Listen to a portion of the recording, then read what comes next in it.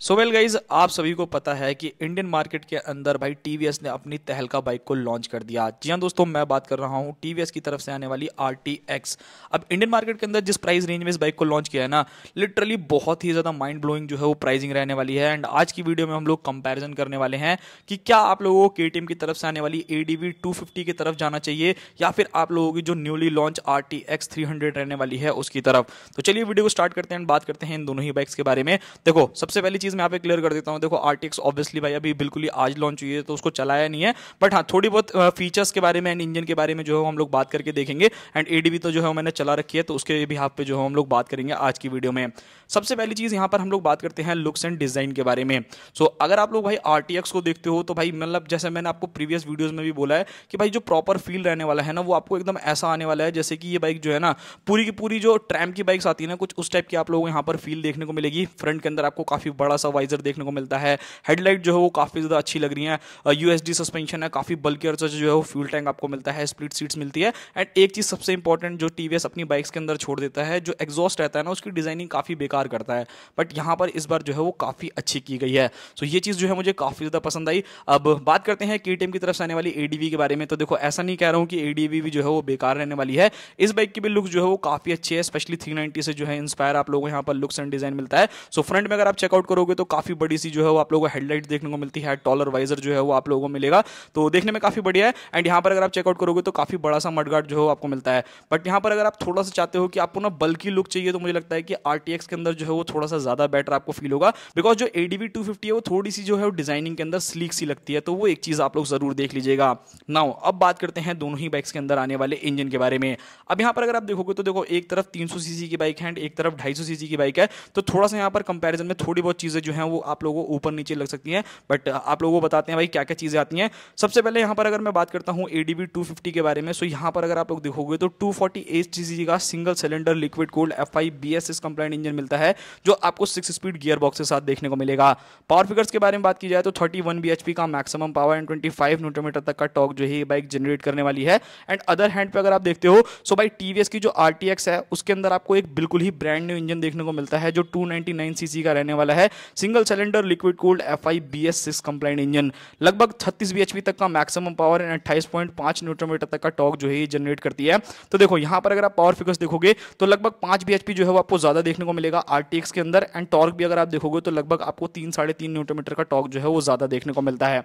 अब यहाँ पर मैं एक चीज क्लियर करना चाहूंगा, अगर आप चाहते हो कि नहीं भाई मेरे को 250 सीसी के अंदर ही बाइक चाहिए, उससे ज्यादा मैं अपग्रेड नहीं करना चाहता, तो वहां पर क्या है कि आप लोगों के लिए जो है वो काफी ज्यादा जबरदस्त पावर रहने वाली है 250 सीसी के हिसाब से। बट अगर आप 300 सीसी की बाइक देख रहे हो कि नहीं भाई मतलब 250 तो ठीक है, बट मैं चाहता हूं कि थोड़ी सी और जो है वो ज्यादा पावर मेरे को बाइक के अंदर मिल सके, सो उस कंडीशन में मुझे लगता है कि जो आपकी RTX है वो थोड़ी ज्यादा बेटर परफॉर्म करेगी। एंड अगर आप लोगों को लगता है कि 31 bhp भी मेरे लिए इनफ है, मेरे को उससे ज्यादा नहीं जाना, सो आप जो है वो ADV 250 की तरफ भी जा सकते हैं। नाउ अब बात करते हैं दोनों ही बाइक्स के अंदर आने वाले फीचर्स के बारे में। एक तरफ आपकी KTM ADV 250, अब आप KTM को आप लोग बहुत अच्छे तरीके से जानते होंगे कि फीचर्स के लिए ही जो है बाइक जानी जाती है। इस बाइक के अंदर सबसे पहले आपको ऑल LED सेटअप देखने को मिलेगा, चाहे वो इंडिकेटर्स हो, चाहे हेडलाइट्स हो, चाहे टेल लाइट हो, सारी की सारी चीजें जो हैं वो ऑल LED सेटअप के साथ आने वाली हैं।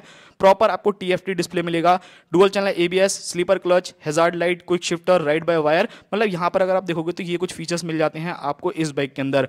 बट अगर आप एक ऐसे बंदे हो जो कि और ज्यादा नेक्स्ट लेवल जाना चाहते हो या फिर और एडवांस फीचर अगर आप लोग चाहते हो ना, भाई TVS ने लिटरली ना अलग ही लेवल का तबाही मचा रखा है। इस बाइक के अंदर आप लोगों को all LED setup, proper 5 inch की TFT display, dual channel ABS, quick shifter, cruise control, उसी के साथ यहाँ पर आपको 4 राइडिंग मोड्स देखने को मिलने वाले हैं।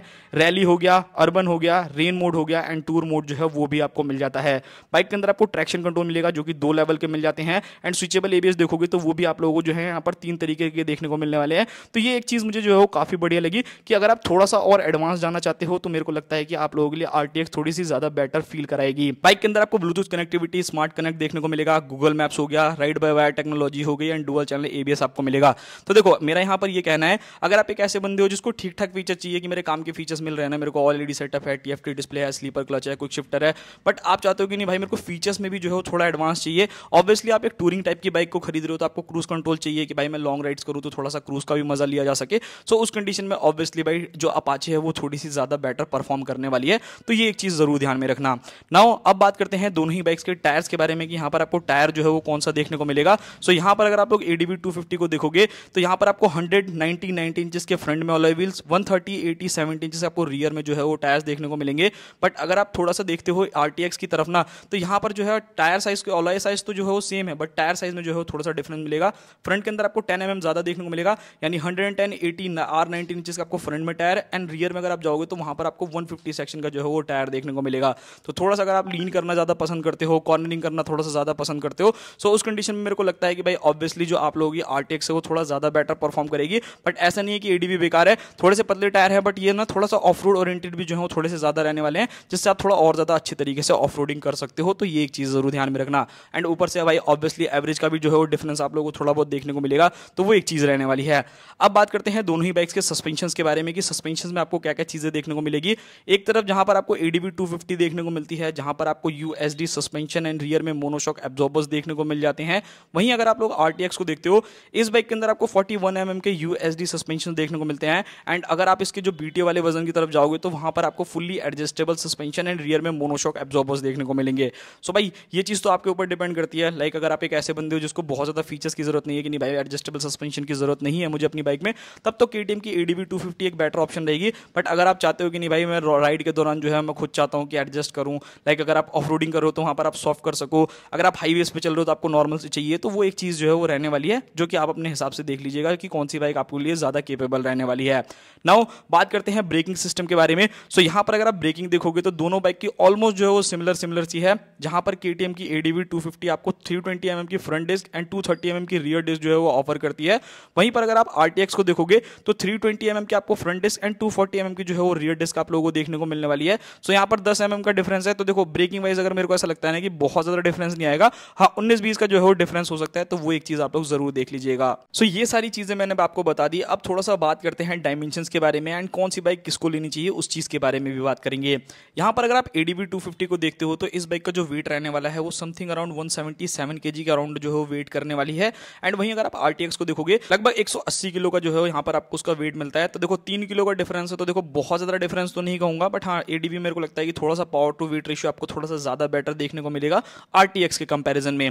बात करते हैं दोनों ही बाइक की ग्राउंड क्लियरेंस के बारे में। सो अगर आप RTX को देखते हो तो उसके अंदर आपको 200 mm की जो है वो ग्राउंड क्लियरेंस देखने को मिलती है, बट ADB के अंदर अगर आप जाओगे तो लगभग 227 mm का जो है ग्राउंड क्लियरेंस मिलता है, यानी कि 27 mm जो है आप लोगों को ज्यादा ग्राउंड क्लियरेंस देखने को मिलेगा KTM की ADB के अंदर। तो अगर आपको ज्यादा ही हार्डकोर ऑफ रोडर हो तो मुझे लगता है कि आपको थोड़ा ज्यादा हाई ग्राउंड क्लियरेंस वाली बाइक लेनी चाहिए, तो वो चीज जो है ADB 250 के साथ पॉसिबल रहने वाली है। दोनों ही बाइक्स की अगर मैं सीट हाइट के बारे में बात करूं तो ऑब्वियसली एक ADB मशीन के लिए भाई जो नॉर्मल हाइट होती है वो ऑब्वियसली ज्यादा होनी चाहिए, बट यहां पर मुझे लगता है दोनों बाइक्स की ठीक ठाक है, बहुत ज्यादा कम भी नहीं कहूंगा, बहुत ज्यादा भी नहीं कहूंगा। लाइक अगर आप ADB 250 को देखते हो तो वहां पर आपको 825 mm की सीट हाइट मिलती है, एंड अगर आप RTX को देखते हो तो 835 mm।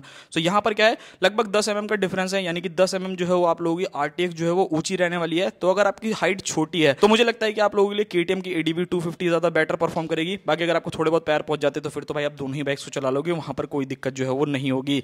तो ये सारी चीजें थी। बाकी अगर आप एवरेज लेकर के चलोगे तो मान करके चलो दोनों ही बाइक जो है वो लगभग 30-35 तक के आसपास का एवरेज जो है वो निकाल के दे देंगी, एंड ADB जो है वो मेरे को लगता है थोड़ा सा ज्यादा एवरेज निकाल करके देगी RTX के कंपैरिजन में, तो वो एक चीज रहने वाली है। अब मेन क्वेश्चन निकल करके आता है कि भाई दोनों में से कौन सी बाइक ली जाए, एंड मोस्ट इंपॉर्टेंट प्राइसिंग। यहां पर अगर आप ADB 250 को देखते हो, इस बाइक के अंदर आपको कोई अलग अलग मॉडल्स नहीं देखने को मिलते, सीधा सीधा जो है वो आप लोगों को एक मॉडल देखने को मिलेगा जो कि लगभग 2,40,000 रुपए जो है वो कॉस्ट करने वाला है, जो कि एक्स शोरूम प्राइसिंग रहने वाली है। बट अगर आप RTX के अंदर जाते हो तो भाई देखो अभी इंट्रोडक्टिव प्राइस है जो कि 1,99,000 रुपए में आप लोगों को मिल जाता है, एंड इसके अगर आप टॉप मॉडल को देखोगे तो लगभग 2,29,000 रुपए जो है वो कॉस्ट करेगा। तो टॉप मॉडल के हिसाब से मैं आप लोगों को बता देता हूं, यहां पर अगर आप देखोगे तो दोनों ही बाइक्स के अंदर आपको 11,000 रुपए का डिफरेंस देखने को मिलेगा, यानी कि 11,000 रुपए कम देने के बाद भी भाई आपको थोड़ी सी ज्यादा एडवांस चीजें अगर चाहिए, थोड़ा सा ज्यादा पावरफुल इंजन चाहिए, तो RTX जो है वो ज्यादा बेटर रहने वाली है। एंड अगर आप चाहते हो कि नहीं भाई मेरे को इतने ज्यादा फीचर्स की जरूरत नहीं है, ठीक ठाक बाइक चाहिए, बाइक थोड़ी सी मेरे को लाइट वेट भी चाहिए, उसी के साथ साथ यहाँ पर मेरे को जो है उसकी सीट हाइट कम चाहिए एंड ग्राउंड क्लियरेंस जो है वो ज्यादा चाहिए, तो उस कंडीशन में जो है वो आप लोग ADB 250 की तरफ जा सकते हो। ये था पूरा वीडियो। आई होप आप लोगों को वीडियो पसंद आया होगा। मिलते हैं किसी और नेक्स्ट वीडियो में, तब तक के लिए बाय बाय। एंड अगर आप भी चाहते हो कि मैं RTX का कंपैरिजन किसी और बाइक से लेकर के आऊं तो आप मुझे कमेंट कर सकते हैं, मैं पूरी कोशिश करूंगा कि मैं वीडियोस आप लोगों के लिए बना दूं।